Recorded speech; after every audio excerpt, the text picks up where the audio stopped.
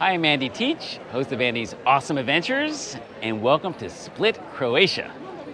All right, we're going to take a little walk towards St. Domnius Church, which is a really tall church. But you can see these narrow alleyways, tons of restaurants and shops. Split is Croatia's second largest city, with a population of under 200,000 people. It's a favorite of tourists, and as we walk from People's Square, which has a Venetian influence, we're about to enter Peristyle, or Emperor Square, which has an ancient Roman influence. This area was part of Emperor Diocletian's palace 1700 years ago. Diocletian died around 315 AD. He was a military commander who stabilized the ancient Roman Empire, but he was also known for persecuting Christians. Peristyle was the central square of the palace and of Emperor Diocletian's quarters. He would appear here, and his subjects would kneel down to him, kissing his scarlet cloak, or fall in front of him. While there was clearly an ancient Roman influence here, the Egyptian influence from a 3,500-year-old Sphinx is hiding in plain sight. Due to its beauty and great acoustics, Peristyle became a perfect place to enjoy theater, opera performances, and works of ancient literature. After People's Square became the city center in the 13th century, Peristyle transformed from being the city center to being a religious center. You're about to see three religious sites I visited: St. Domnius Cathedral with its bell tower, the Crypt of St. Lucy, and the Baptistery of St. John. The Cathedral of St. Domnius is the Catholic cathedral in Split. St. Domnius was formed from an imperial Roman mausoleum with a bell tower. The church is dedicated to the Virgin Mary and the bell tower to St. Domnius. The cathedral was named after St. Domnius, patron saint of Split, who was a 3rd century bishop of Salona. Salona was a large Roman city serving as capital of the province of Dalmatia. St. Domnius was martyred with 7 other Christians in the persecutions of Emperor Diocletian, who was a native of Dalmatia. The Cathedral of St. Domnius is composed of 3 different sections from different time periods. The structure for the Cathedral of St. Domnius was originally built in 305 AD as the mausoleum of Diocletian. The mausoleum was built like the rest of the palace with white local limestone, marble, and brick. It was consecrated at the beginning of the 7th century AD. The structure itself is the second oldest structure used by any Christian cathedral. The Romanesque Gothic bell tower was constructed around the year 1100 AD and was built from stone.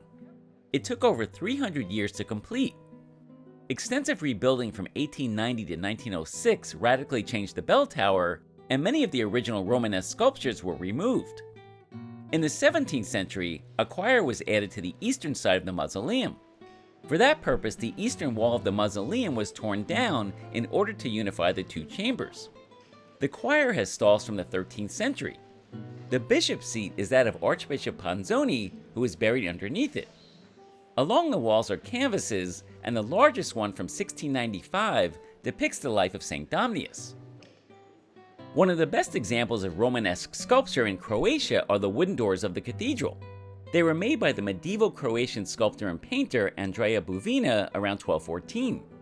2 wings of the Buvina wooden door contain 14 scenes from the life of Jesus Christ, separated by rich ornaments in wood. The 3rd century pulpit was created in the Romanesque style, made from multicolored marble. The lectern features a winged eagle, symbol of St. John the Evangelist. The new Baroque altar of St. Domnius was built in 1767 by a Venetian artist. It currently contains the remains of St. Domnius. Its marble relief depicts the beheading of St. Domnius. His sarcophagus, with its silver doors and the monogram of Christ, are held by 2 figures, faith and constancy. Pope John Paul II knelt and prayed here in 1998. This altar is dedicated to the city's co-patron saint, Anastasia. It's the work of a Venetian sculptor and architect who created it in 1448, and it's in the form of a sarcophagus with a giant. The late Gothic-style old altar of St. Domnius was built in 1427 by Bonino of Milan. On it is an effigy of St. Domnius. His remains were once kept here. The remains of St. Arnir, Split's archbishop, who was martyred in 1180, are now kept here. This is the beautiful Baroque high altar, which was built from 1685 to 1689. It's crowned with a semi-dome featuring 10 paintings of saints and Bible scenes. There are 2 gilded angels that were designed in 1767 holding a tabernacle.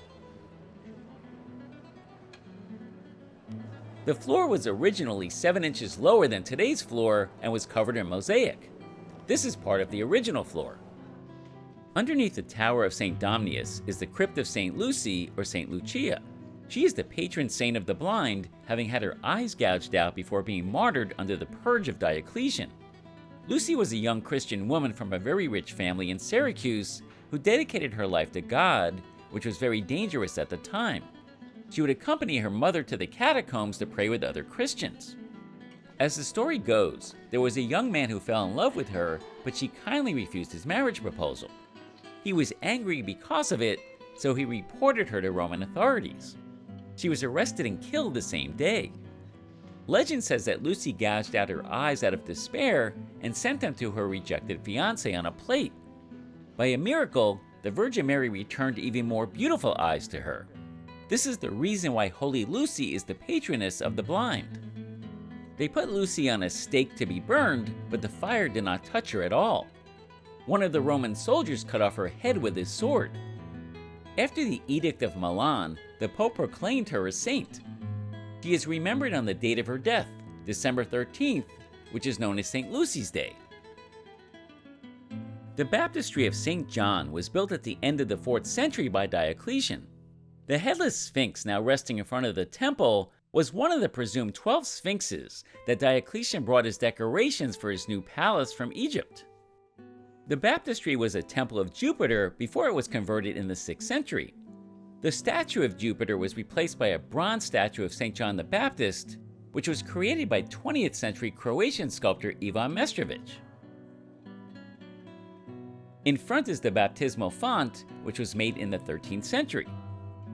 There were also 2 sarcophagi that were used for burials of medieval archbishops John II and Lawrence in the 10th and 11th centuries, respectively.